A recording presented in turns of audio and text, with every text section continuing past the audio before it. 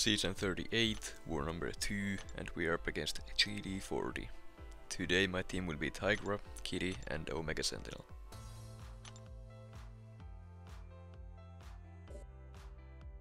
I'm taking path 7 in section 1, as well as that Nick Fury on the Hazard Shift node, that King Groot, path 5 in section 2, as well as that Kitty Pryde and Blade, Bishop and Spider-Ham mini-bosses, and finally that Terrax boss. It's gonna be a pretty quick one, only 10 fights.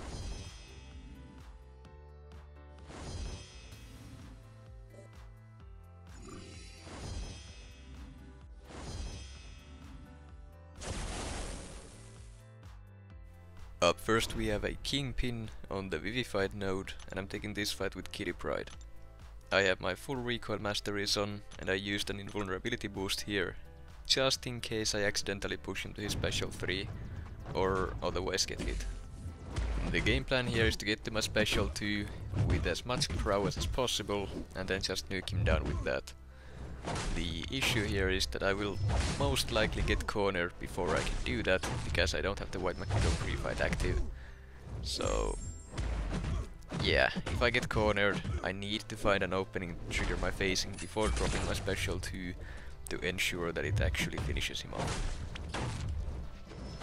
Now I messed up a Dex here and got clipped. Luckily he didn't go for a full combo, so my indestructible or invulnerability boost saved me, and then Kingpin dashed back, which allowed me to trigger my phasing before throwing the special 2. I had the mutant power boosts on there, just to make sure that if Kingpin survives the special, I can throw a second one straight after to finish him off. Next up we have a Nick Fury on the Hazard Shift, Incinerate and Poison, with also the power efficiency node. I'm taking this fight with Kitty Pryde. I have the White Magneto pre-fight active here to help me get those prowesses up whenever I need to, and the damage increase is also nice to have. As usual, the plan here is to avoid hitting him during the poison phase, to not let him stack up those poisons on Kitty. She can deal with a single poison here and there, but if those stack up with that massive Fury buff active, you are in some trouble. You can avoid most of the damage by phasing, but any ticks of damage that get past it will hurt. And also, just like normal, I won't be using any specials until Nick Fury is in his second life and is at low enough HP for a single special 3 to finish him off. And I do that just to be safe.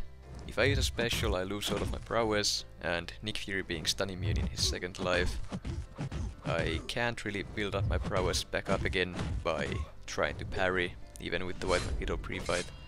So to be able to phase again, I would need to get my openings some other ways, such as intercepting or baiting heavy attacks. And it's just a lot easier to not use a special. Now that Nick Fury had ticked down to below 30%, all I needed to do was just trigger my phasing and hit him once or twice before throwing the special 3, and that is more than enough damage to finish him off. Even if he was at like 60%, that would have been enough.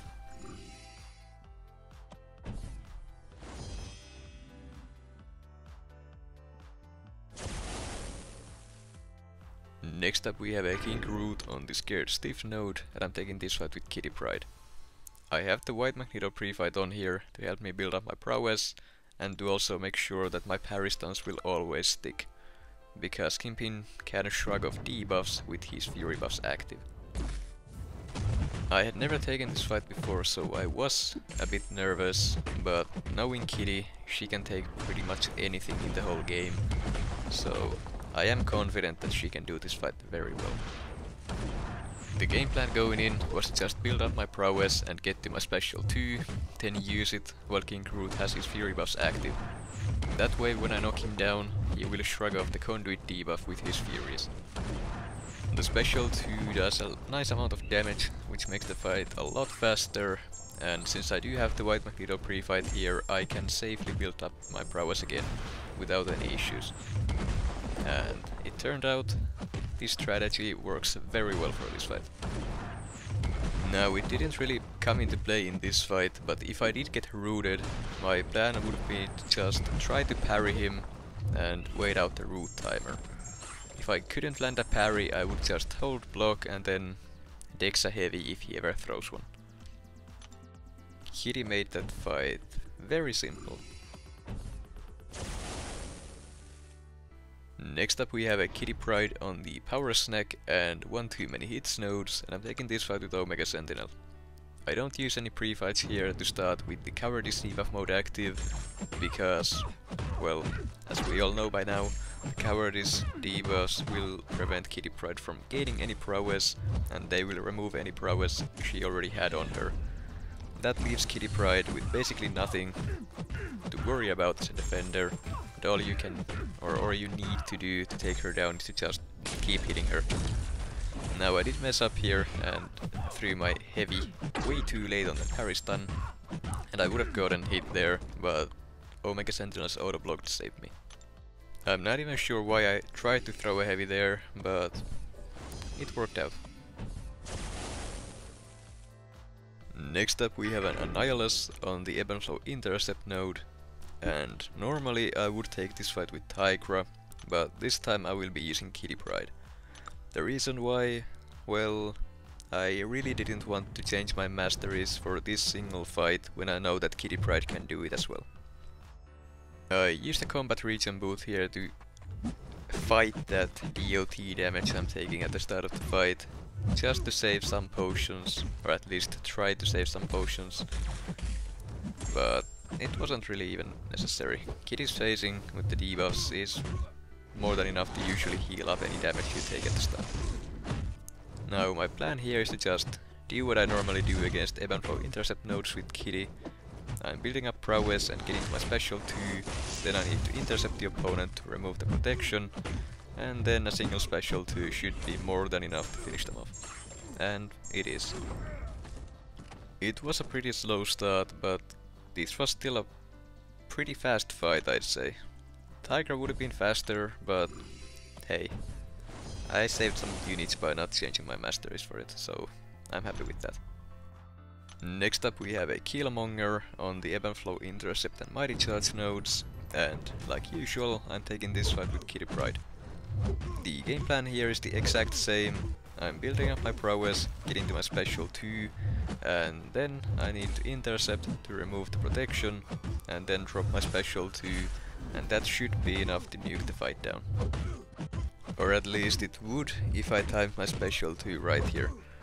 I decided to bait his special 2, and then when I went to punish it, I only hit him twice before throwing my special 2. That left him with a single stack of those indestructible charges, which ate up all of the damage on the first hit of my special 2, and that allowed Killmonger to survive. However, I did have the mutant power boosts active here as well, and I got enough power for my special 3, which then, of course, finished him off. Next up we have a Blade on basically the same nodes, Ebb and Flow Intercept and Mighty Charge. I'm taking this fight with Kitty Pryde, and as you could probably guess by now, the game plan is the exact same. I'm building up prowess and trying to get to my special 2, then I'm gonna intercept to remove the protection, and that's lights out for Blade. A single special 2 is again more than enough to take him down.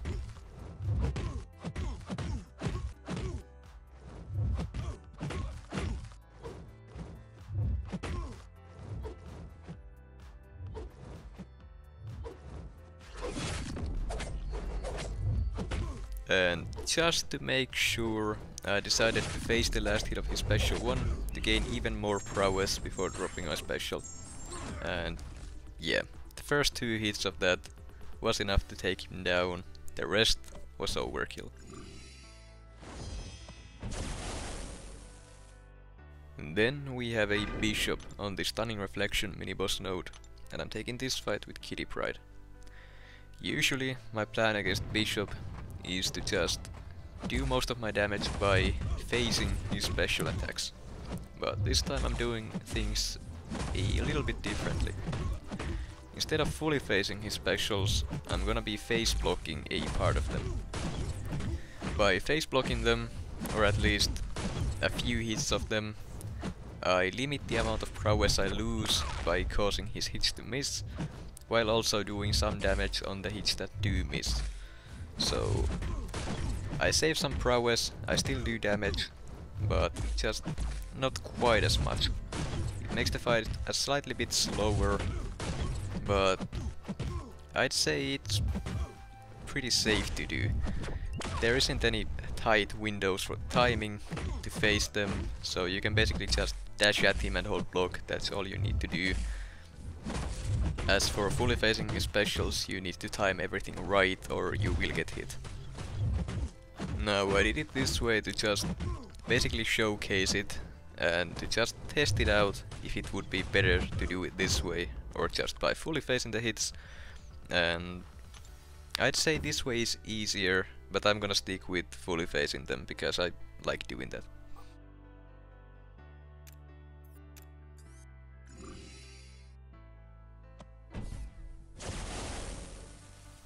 Now we have a Spider Ham on the Brute Force mini-boss node, and I'm taking this fight with Kitty Pryde. I do have the White Magneto pre-fight here to give me a little bit more damage and to help me get that prowess early on. After the start of the fight, the White Magneto pre-fight doesn't really come into play, so it's basically just to get that early start. Now the game plan here is to just do what you always should do against Spider Ham and drop your special ones as soon as you get it. By doing that, Spider Ham doesn't gain any of his spider nonsense, meaning he won't be inflicting any of those power sting debuffs, and he won't be evading you either. So just stick to doing that. Cut your combo short if you have to, but just throw the special one as soon as you get it, and Spider Ham will never do anything bad to you ever again. Well, he can still evade if he dashes back and you try to catch him on the dash back. He can still evade then, but other than that he doesn't do anything. So as long as you don't follow up on his dashbacks immediately, you'll be fine. Next up we have a Terrax boss that I'm taking with Kitty Pryde. Now the game plan here is to just get 3 prowess, and that's basically the fight over. After you get 3 prowess you can start facing, and then it's just medium light combos for the rest of the fight. Terrax cannot do anything to you after that. It doesn't matter if he's unblockable, he can't do anything. The fight is over. So yeah, this is the whole fight. Medium light combos, followed by medium light combos, followed by medium light combos, and so on. Once the rock field ends, he will not be as aggressive and he can just dash away or hold block. That's fine. If you have the Tiger synergy, you will be unblockable, so just push him to a bar of power, bait a special, and then keep going. And again, medium light combos, followed by medium light combos, followed by medium light combos, and so on. If you somehow see someone ever die here by doing medium light combos for the whole fight, I don't know what to say. There's absolutely no reason to ever lose to this fight with Kitty. Though I do have to say that this is a very boring boss fight, to watch at least. I really miss the days where I could have just used Tigra for these, but with Conduit still being the global, I can't really do that. The only time I stop doing medium light combos and I keep throwing more hits is when the rock field ends and I just need to push him back to a special so that I can bait it and then just switch back to medium light combos. So yeah, while the rock field ends, you don't have to do medium light combos, you can go for longer. The only reason the medium light combos is the best way to go during the rock field is that you avoid all of the rock field damage itself. And yeah, that is basically the whole fight. You can take this fight noded, maybe not with Hazard Shift, but with the Brute Force and Aspect of Evolution nodes, you can take this fight very easily. It's the same thing, just takes a bit longer because of Aspect of Evolution. I do recommend using the Recon Masteries to make the fight faster. And that is the war done. Unfortunately we did end up losing 4 to 6, but hey, it is GD40, it is to be expected.